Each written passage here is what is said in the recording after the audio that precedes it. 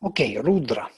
Ima Rudraya Tavase Kapardine Kshayadviraya Prabhara Mahematih Yatha Sham Asad Dvipade Chatushpade Vishvam Pushtam Grame Asmin Anaturam. To the strong bring we these our songs of praise. To him, the Lord of Heroes, with the braided hair, that it be well with all our cattle and our men, that in this village all be wealthy and well fed. Okay, now we know what it is. Now we have to be well fed. All right. Let us, sometimes it is kind of going down. Let us read my interpretation. These thoughts, Imamatih, we bring to Rudra strong, Rudraya Tavase Bharamahe, who has the matted hair, Kapardine, a leader of the hero souls, Kshayadviraya.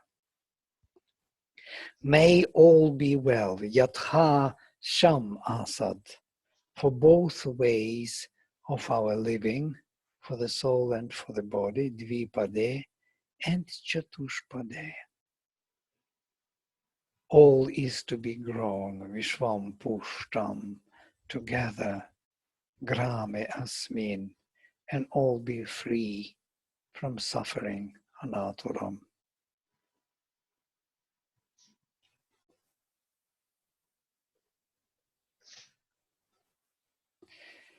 Free from suffering or weariness, you see? So to say, not to be weariness, yeah? Not to be weariness, weary. Here, weariness. Yeah? Weary, tired.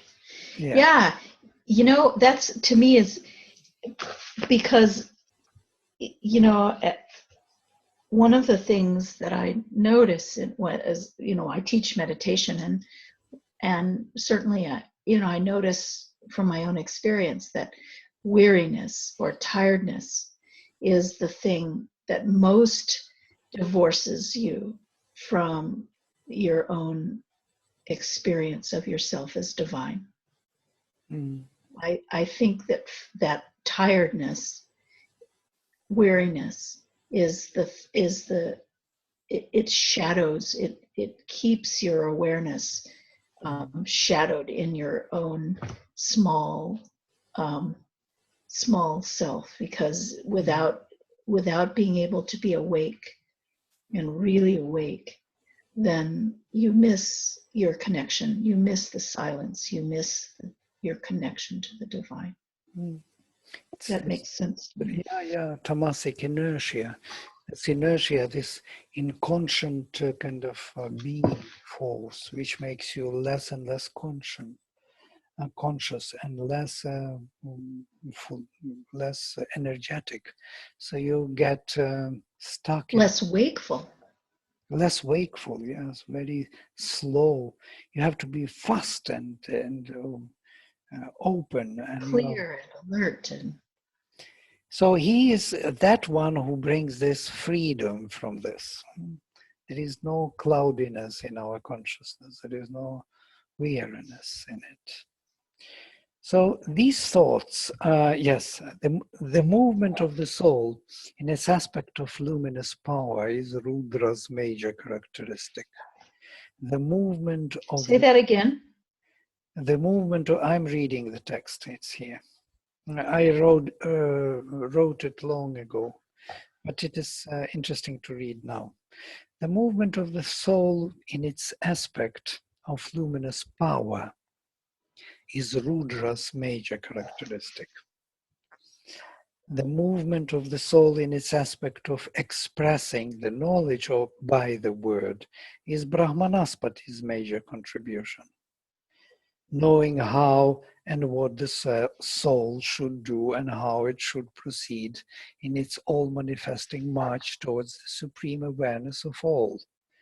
The manifestation of the soul in its double aspect of knowledge and power and their simultaneous growth in the cosmos, in the cosmic terms, is the work of Vishnu, the all-harmonizing movement of the Supreme in manifestation.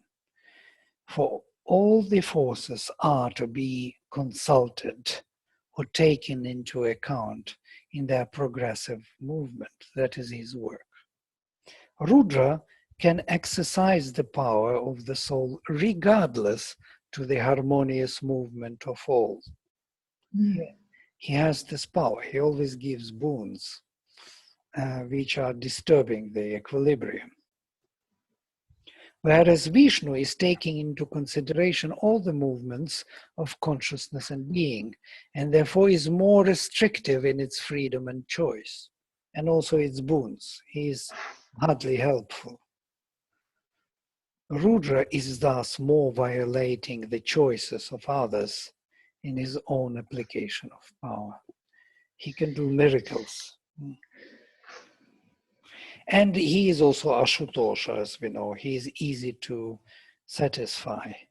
You don't need to do very severe austerity to satisfy Rudra. He would come to you even if you just invoke him. But for Vishnu, it would be very, very difficult to invoke him.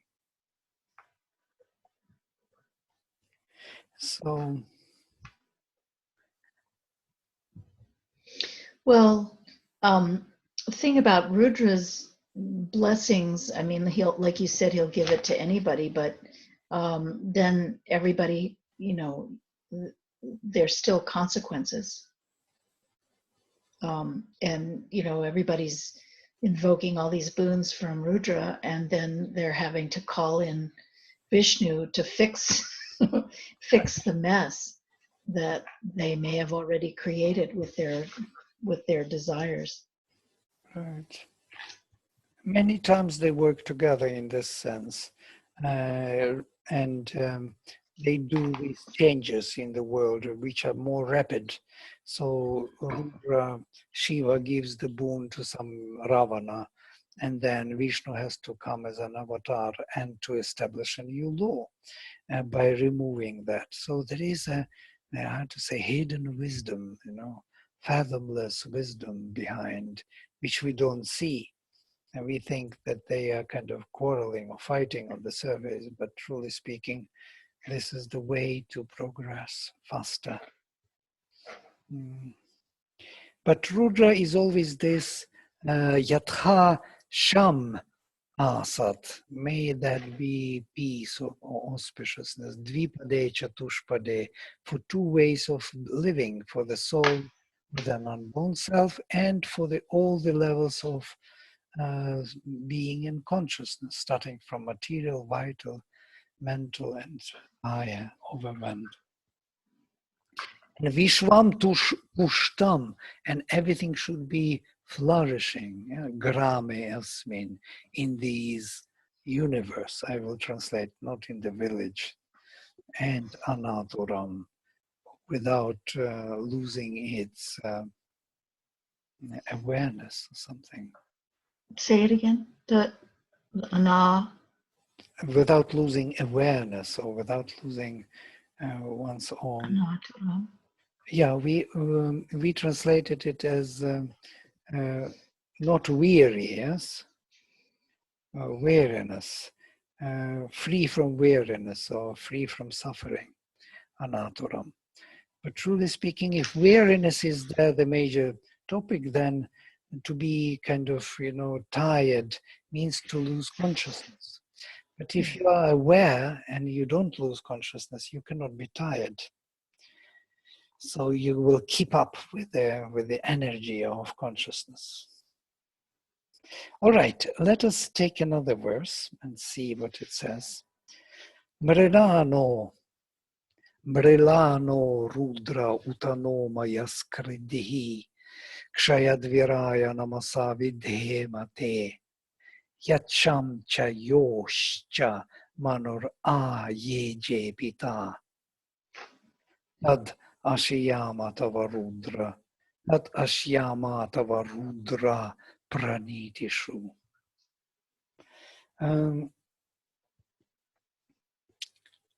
Be gracious unto us, O Rudra. Bring us joy. Thee, Lord of heroes, thee with reverence we serve. Whatever health and strength our father Manu won by sacrifice, may we, under thy guidance, gain. That's quite close to the very literal meaning. So be soft to us, mridanach, or be merciful to us, even better. Mrid root means to be soft and to be merciful. Mrid. Mrid. Yes, mrid, or mrid, cerebral d.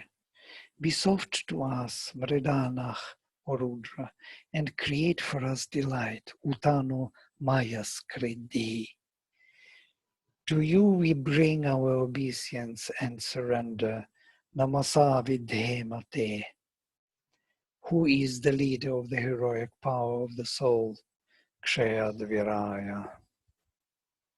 And that deep peace and procreating strength, Yachamcha Yoshcha, what Manu, our father, Pita, gained by the sacrifice, Ayeje, may we get or enjoy Tat Ashyama, or Rudra, under your leadership, Tava Pranidishu. So in your leadings, or Rudra, may we enjoy or realize Tad Ashyama, that which Yat Manu Ayeje, which Manu conquered by the sacrifice or gained by the transformation. There was a great achievement in the past about which Oh my goodness, yeah. we know very little. There were great beings who got it by the transformative change of life. And that they are seeking again. It was either lost or it was shifted to another planet. I don't know what happened. But it's always mentioned that there was an achievement in the past, as it is here mentioned again.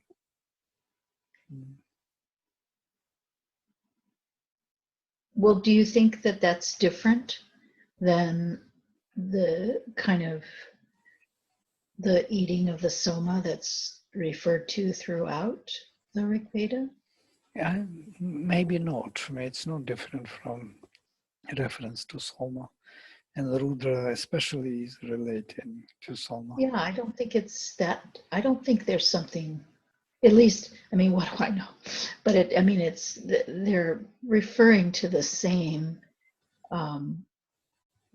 thing, that kind of transcendence, which brings that limitless delight. What I was thinking, you have to purify your consciousness in order to be able to experience that.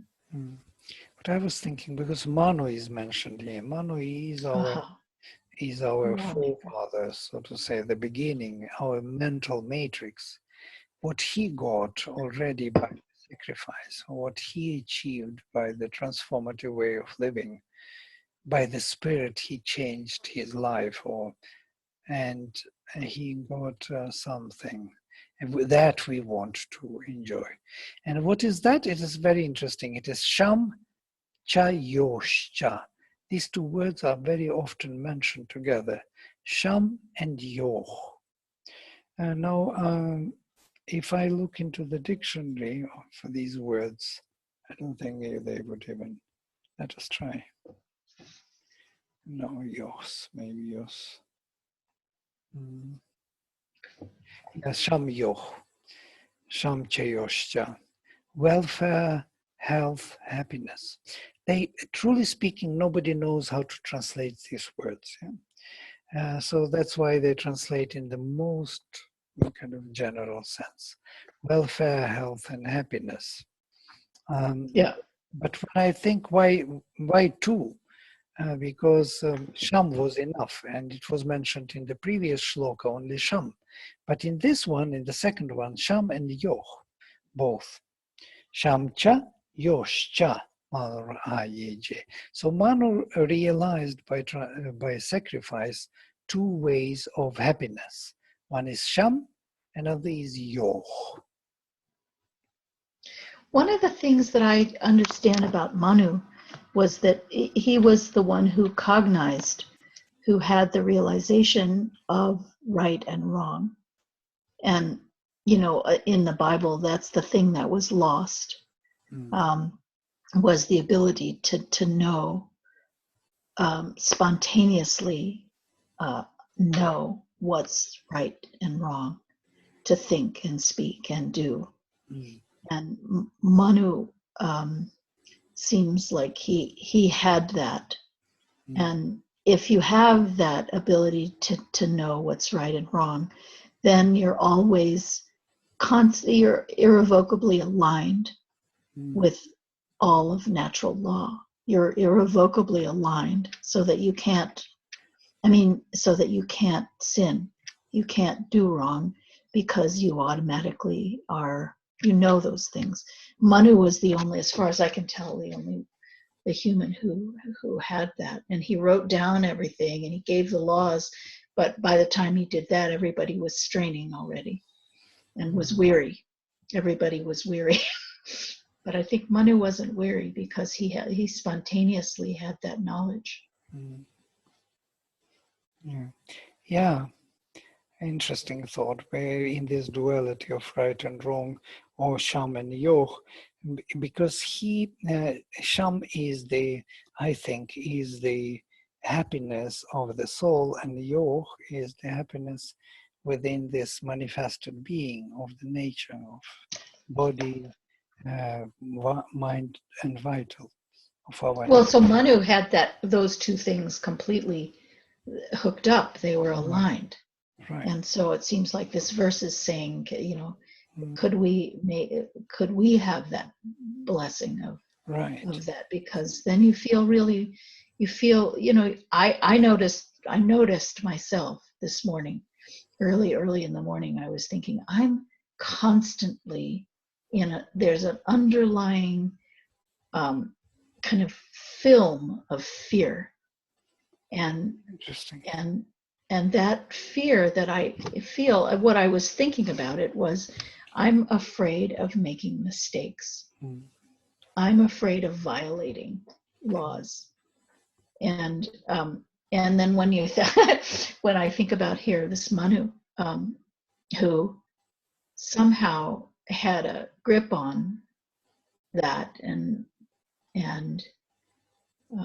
because of his sacrifice, probably because of his sacrifice, he had that capacity. That was what he was specialist at. Yeah, it's what it reminds me. I'm also thinking about very similar things.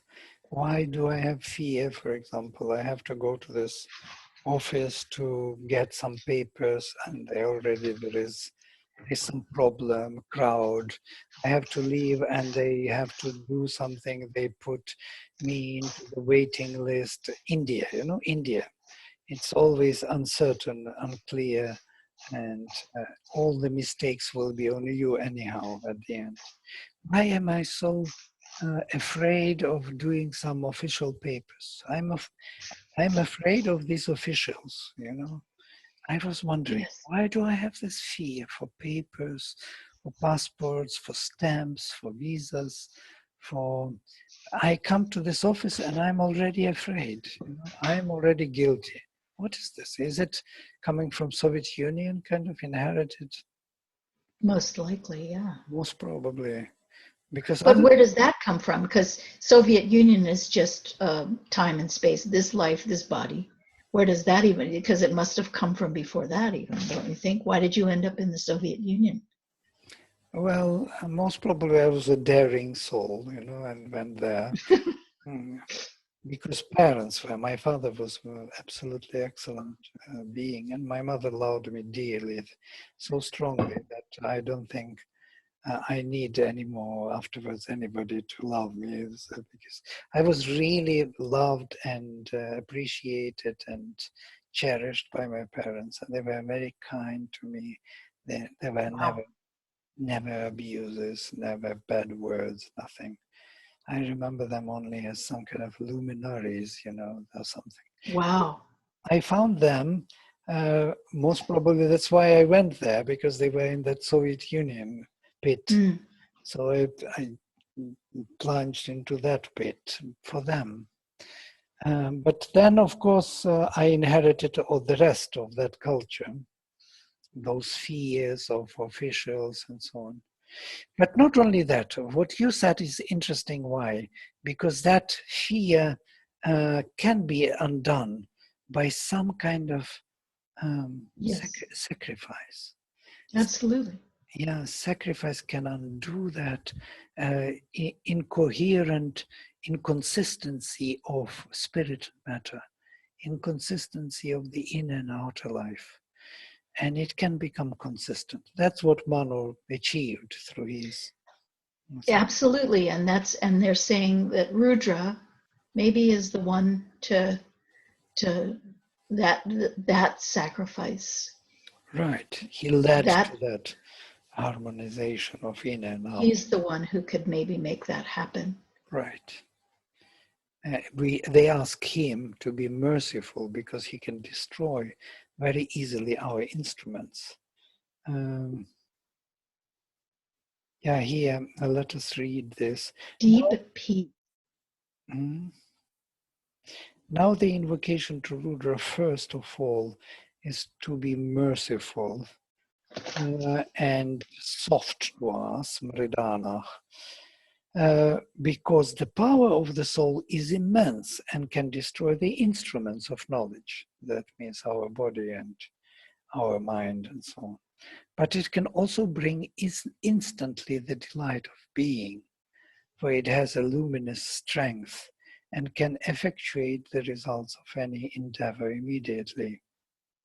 It is to the leader of the hero power of the soul, to Rudra, that we want to surrender all our being and gain all the creative force for this manifestation which our forefather Manu, at the beginning of Kalpa, had gained by the sacrifice. May we enjoy it by realizing that force here under the leadership of Rudra. You know what I'm thinking though? Remember it says, and that softness. It's very hard to surrender. I mean, when you talk about the Soviet Union and all this and this kind of fear, um, one of the reasons it's so hard to deal with that is because it's not soft. It's very harsh. It's very it's very boundary oriented. You came this time and you may not leave until this time, and you may only have this, and it's there's nothing soft about it. But when it's soft, then that surrender is very effortless. Mm. That surrender is very, you don't fear for it. It's very blissful and very easy, and so we're saying, can you get rid of this harshness? So be soft and create the delight so that we can actually do the sacrifice and we can actually do the surrender. Beautiful. And it, make it actually happen the way that Manu was able to do it, because and we're so grateful to Manu for being able to demonstrate to mankind the ability to make right decisions and right choices and right, the laws of Manu. I mean, he gave us the laws, and of course they're impossible to deal with. I mean, utterly impossible, but at least we have his example, have his, murti to see that it can be done, and somebody has done it. Mm. Our forefather. Mm. Yeah, this is a beautiful interpretation, what you said. So be soft to us and bring the delight to us. And because you are the power for those heroic souls. And if you come with the strength, with the kind of aspiration, you can really make changes very fast. And rapid changes is actually painful for us. That means Absolutely. that means we break down. I mean, our old being, which has to change, will break down, and not to break it down, and at the same time to make it evolve. That means this connection between inner and outer should be established well, as Manu did. So if that connection between inner and outer is not well established, this softness would not be able to work. So it's all about the same topic.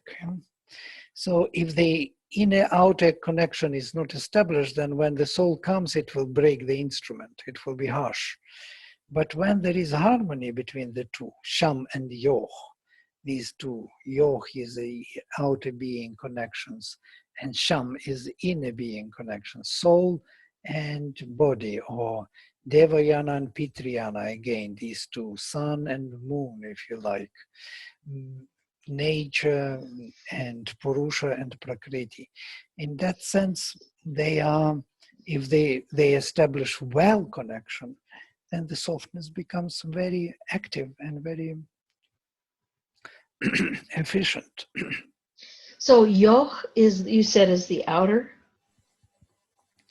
It's for the first time in my life I make this interpretation of these two, Sham Cha Yosh Cha, because Could you repeat though? You said Sham was the inner? yeah, Sham And is Yoh? the spiritual inner self, and Yoh is outer. What is Yoh? It's interesting because it's from U root, to unite, to connect. Or root U has two meanings, to unite and to divide. You remember from our etymology. Right. And we were thinking why? Because it is like a horseshoe. On one side it is uniting two, on the other side it is dividing one into two. So it depends how you apply this U. So in a way, Yoh is this union of separate objects, so holding in union all these separate elements or beings, or this multiplicity or creation. Whereas Sham is clearly only peace, yeah, only that from root Sham to be peaceful. So in that sense, I'm thinking that these two have these two meanings. And if these two enjoyments or two divine realizations, one inside and other outside in nature, to be gained, then that's what we are looking here to realize. Tad Ashyama, may we get that union of the inner and outer. And that is exactly what is achieved by the sacrifice. It is the purpose of the sacrifice. But as you said, it takes time. It has to be done in an integrated way, because if you do it, I mean, there's nowhere to go. There's nothing really to realize. That there's not much there. But if you do it too quickly, it just blows. I've seen it so many times. These great spiritual aspirants just blown out of the water. Just absolutely, they have to stop meditating. They have to, they start eating meat. They start fucking everybody. And I mean, they just have to start doing it and they drinking and drugs and everything. Great seekers, because they had such fast, luminosity come into them. It just blew them apart. I've seen it so many times now. And in Yoga Sutras, where it says, Dirga Kala Nairantariya Asevito Durita Bhumihi. Remember that? No, it has to be careful and for a long time, and you have to do it assiduously, and you have to do it in a measured and disciplined way, so that the vehicle is not broken. blown apart by that much light coming in so quickly. By the way, Mother speaks in the same way, that she suggests not to draw this light too strongly onto oneself, because drawing it may create havoc in the system, and then you will not be able to hold on to the peace. So other forces will come in of darkness, and they will all enter, because in this kind of unharmonious, disturbed atmosphere, they can enter. And that's what happens. And then people become kind of confused. They get suggestions in the name of those light forces. They get suggestions from the dark forces, and they follow them. They mix up everything. I have a friend who became, he was committing suicides 3 times, and he was telling that the Divine Mother tells him to commit suicide. I said, you are an idiot. Mother will never tell you such a thing.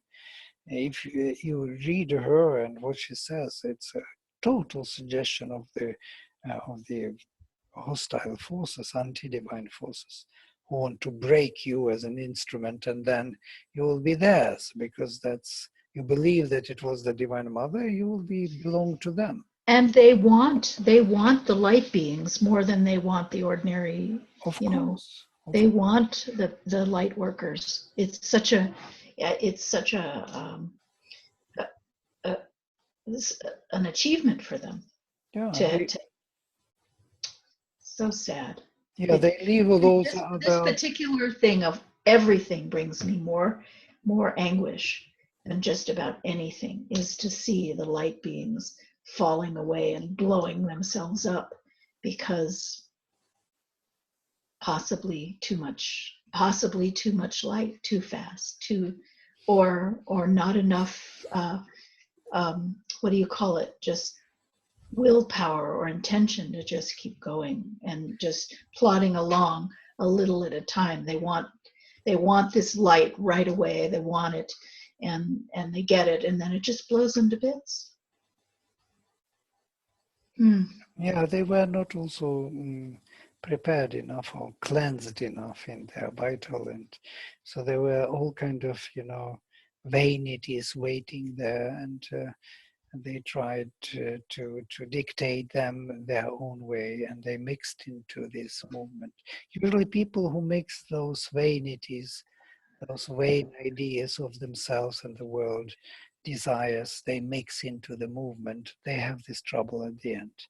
Those who really give themselves to the light alone and cleanse and prepare their, so to say, temple, they would, the force which comes to them knows how to save them and not to break them.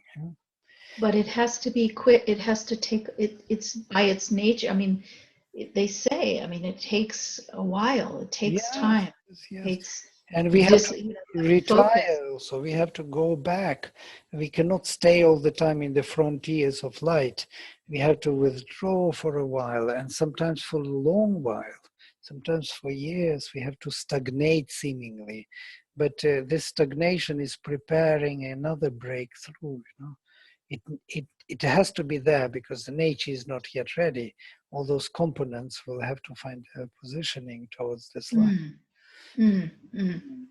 Quite brilliant, yeah. But so, I'm guessing that's what Angirasa, Kutsangirasa is kind of telling us, because he's mentioning being the softness and this graciousness and everything, and it takes some cultivation. It takes a lot of. He's also. I feel like just by the very fact that he's mentioning this Sham and Yosh, and that he's and Manu, of course, is also speaking to that kind of being able to integrate these kind of opposing realities, if you will, of life. You know, the two infinities, the infinity of the inner luminous world and the infinity of the ever-changing and dynamic world. And they said, you know, see, Manu did it. Manu was able to do that. So can we, you know, for the rest of us, can we have your grace, your support in being able to move forward in that same way, to sacrifice in that same way. Beautiful. Yeah, it's beautiful. I love Rig Veda. Gosh. Really, very nice, very nice. So, and it sounds totally true, you know, it's kind of the inner being recognizes this truth. Very nice. So, shall we take one more verse? Yeah, let's start with 3 and see how far we get. We only have 15 more minutes, but I like to move along. Ashyamate sumatim deva yajya kshayadvirasya tava Rudra midhuvah sumnayan id visho asmakam achara arishtavira juhuvamate havih. By worship of the gods, may we, O bounteous one, O Rudra, gain thy grace, ruler of valiant man. Oh. Valiant man. How do you read this? Valiant.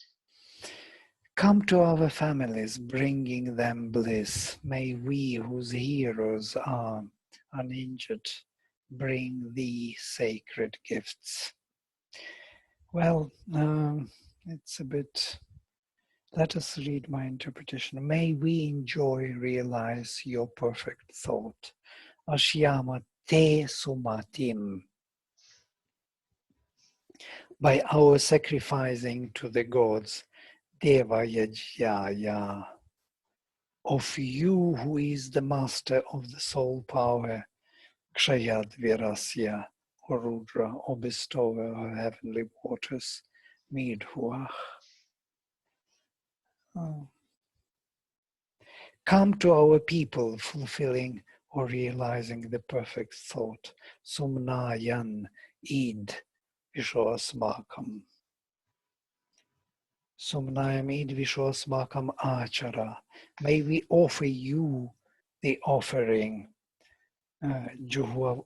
Juhavama Te Avihi, being not hurt in our hero strength, Arishtavirach. So this Arishtanemi, Arishtavirach, is not hurt in the heroic strength of the soul. Also interesting because when you come to this interaction with the world, you can be hurt. Well, either way. We were just talking about the interaction with the divine.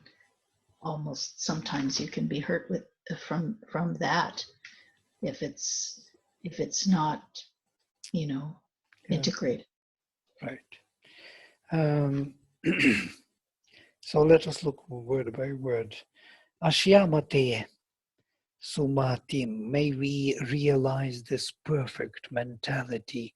And this perfect mentality is also very interesting because it is expressing exactly what we were discussing in the previous shloka. Sumati is a result of two movements of other matis. It is pramati. Pramati is this aspiration from the heart.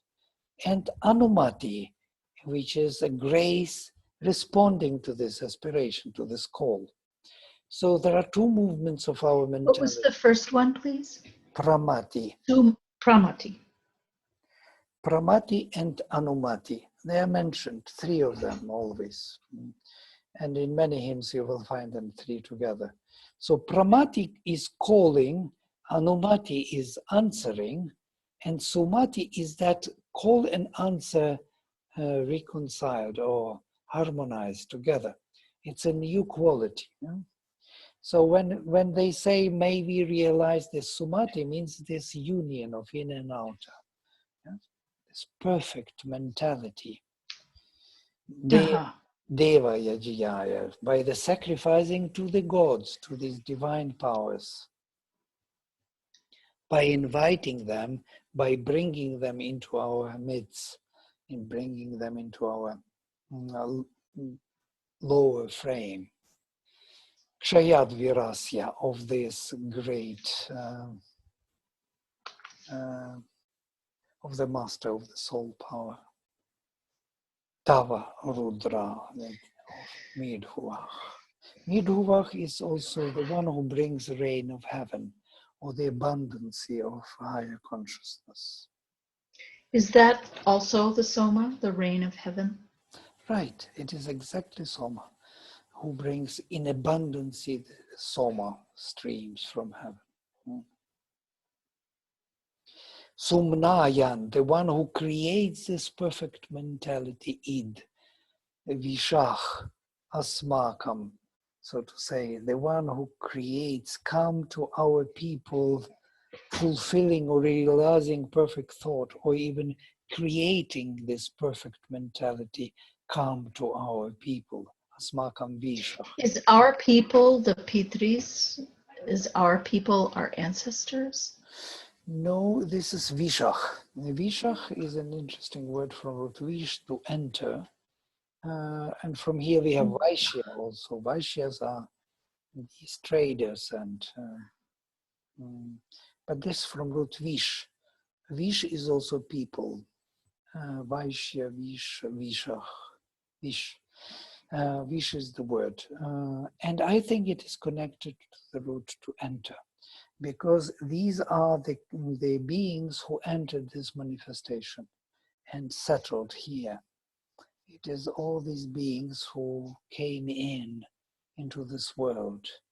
Those all who enter this world, you create for them, come to them creating this perfect thought. Because they So how is that different from the ancestors then? Yeah, ancestors can be in their own world, in the highest heaven, and they can enter here, of course. And once they enter, they become Vishach. It's interesting, as Vasu is also, how it can be that every god, Indra, Varuna, Agni, Vishnu, Rudra, can be Vasu. Yeah? It's also interesting because Vasus are later only Agni forces. But in Rigveda, Vasu is the godhead who took a particular formation and came into the material frame. He is a luminous dweller within the substance. And this characteristic is applicable to all the gods. Here it is similar. It says that all the creatures who entered into this world are Vishach, peoples. There are actually 5 Aryan peoples mentioned in the Rig Veda. They are Anus, Druhyus, and all these others. I don't remember all of them by name. I've never heard those words. Yes, but there are these 5 different. Blavatsky was talking about 5 different races on earth. These peoples mentioned in the Rig Veda. She says this way. I'm not sure that it is true, but they are 5, and it is quite interesting because there are 5 continents, and most probably it has something to do with approach to different types of people. But they are all called Aryan people, because they are seeking the divine realization. Aren't all people seeking that? No, not all. Only Aryan people. Sri Aurobindo says that Aryan is not races. It's not a race or racist approach to the people. It is the quality, the inequality of people who are seeking the divine realization. But there are many who are not seeking it. And they are not. Well, they may not know that they are, but they are. If they are, then they are Aryans, and even if they don't know. But if there are people who are not seeking it, and who are they? If there are such people, then they are not Aryan people. Yeah, well, there are sometimes people who are not doing it. They're kind of doing something else, at least temporarily, maybe. Right, temporarily, sure, makes sense. But then, how do you know? I mean, if you're trying to unite, if your goal in life is to unite spirit and matter, and people who are not Aryan are also matter and spirit, and you're trying to see the divine in all things and live the divine in daily life. I mean, but if you deny the divine in a daily life, and you deny it even in its own domain, you say there is no divine, there is only physical, chemical being which exists chemically and lives chemical happiness, then you become this type who lives only for this form without the divine, denying the entry for the divine. It's impossible to do on the kind of fundamental scale, but it is possible to do for a while, kind of not allowing divine to come into the frame. And Isha is mentioning those Asurya namate loka andhena tamasavritaha tanste pretyabhigachanti yeke chatmahano janaha. Those who killed their selves, their divine selves, who destroyed their divine beings, didn't allow them to come, they enter into the worlds of darkness covered by blind darkness. So basically, there is a way to become totally unconscious. Why not? This universe is made so profound. There is infinity of darkness also, infinite darkness below. And it can also, we can become a part of it if we deny our soul to be our leader in this world. So we'll become disintegrated into the instrumental, into the substance which will be used for other beings, to build up other frameworks. And so what? Why not? I don't exclude this possibility that we can be disintegrated. Sri Aurobindo even says in the Savitri very scary words. He says there is such density of darkness below that when soul goes there, even conscious soul which wants to discover the depth of darkness can be lost there and crossed from the list of available souls. So it will be the soul which lost its existence. well, I know a lot of people try and obliterate their consciousness because it's painful. They try and there's a lot of that kind of drug abuse, for example. Yeah, around suicide is also. Suicide is, for that matter, also. They think that they will be free from it, but they just make it worse for themselves. They want. What was the word?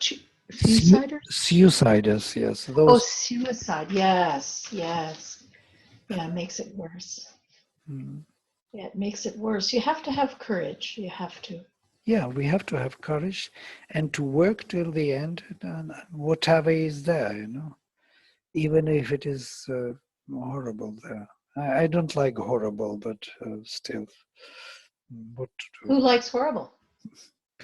Yes, Soviet Union was a horrible thing. Is it? It was a horrible, when I am now looking back, I'm shrinking from that experience because I didn't know anything. I was an innocent child. I liked everything. I loved Soviet Union. But when I grew up and I found out what was there behind the screen, behind the surface, yeah, it was a horrendous, absolute rakshasic Right. manifestation of, killing so many people with no rights to live, all the abuses possible you can imagine, cannot imagine. And I unfortunately can imagine them all. this is horrible when you read what they did to people, innocent and most developed actually people, those talented people, people with light, especially with those, what these proletariat monsters, so these NKVD monsters did to them. So I Is shrink. it more dark than the German thing? I I mean, think it is darker than German. Germans were killing, everyone with methodology. But if you abuse your power, if you have, for example, if you enjoy torturing others, killing others, raping others, you will be going the same way. To they were not allowing it even concentration camps. Killing, yes, but not really, how to say, satisfying these rakshasic needs, which no, was the, yeah, no sadistic. sadistic, nothing of the kind, unless it is necessary to get some information. But in Russia, it was everywhere, in every jail. It was the way of living. Yeah, there were the whole generation of sadists was developed, and they are now ruling the country. I'm shrinking from when I think about what is happening to that country. I'm really Mm. scared to think where they are going. It has to. They never did cleansing as Germans did. Germans really worked on it. Russians never did. And they Mm. now impose their own views on others and they lie like anything. Their TV is horrendous if you watch what they speak about others and the world. It's really very dirty and very ugly. And Yeah, you won't be happy to listen to that. I've switched off from all those channels. yeah. So have I. I've switched off from all of them here as well. I try to follow to understand what is going on, and now I can't listen to it. But you don't need to understand it. You really don't. You don't need to understand it. I don't think it helps to understand it. I don't think I mean, I don't think it gives anything to expose yourself to that. Yeah, we need to invoke Rudra to cleanse all that thing and to destroy all those falsehoods, especially falsehoods. What is moving me? It's this particular, enjoyment in falsehood, lying, Mhm. disturbing, distorting, all the time doing these things and enjoying them. This is horrible. Well, we have one of those, Donald Trump is just like that.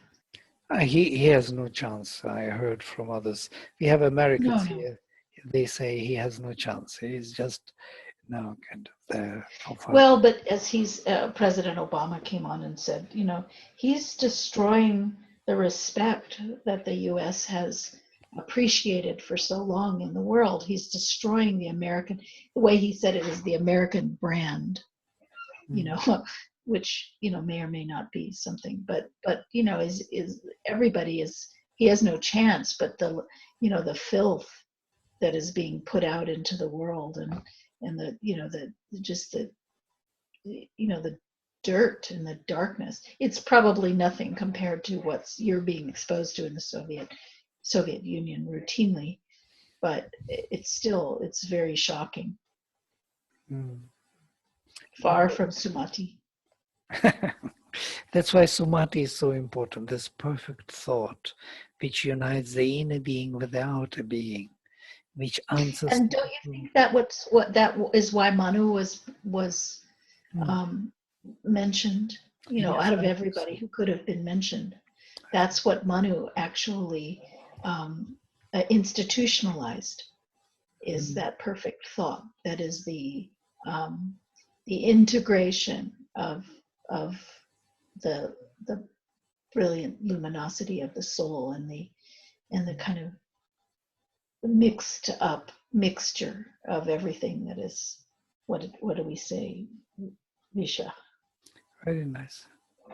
What you say, I agree with you totally. It's exactly that, which was he tried to put it in terms of, social laws and so on, to make it work and to make it possible to work, because this is a dynamic thing. It has to work by living, and structures have to hold it or to allow it at least to come.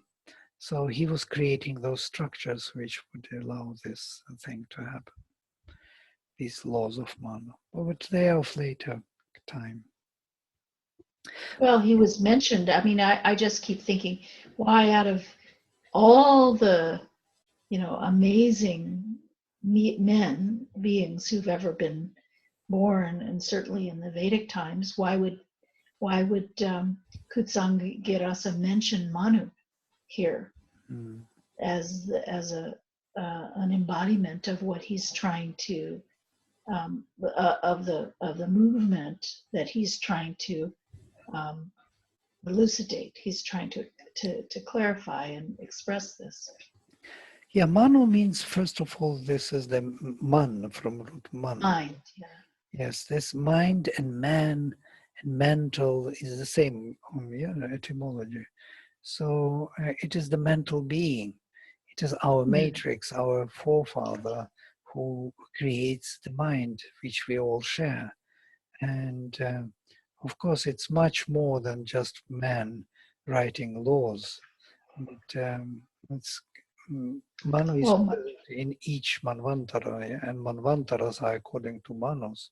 So in a way, these formations, these forms of the mind, matrices, so to say, projected into manifestation. It is these Manus.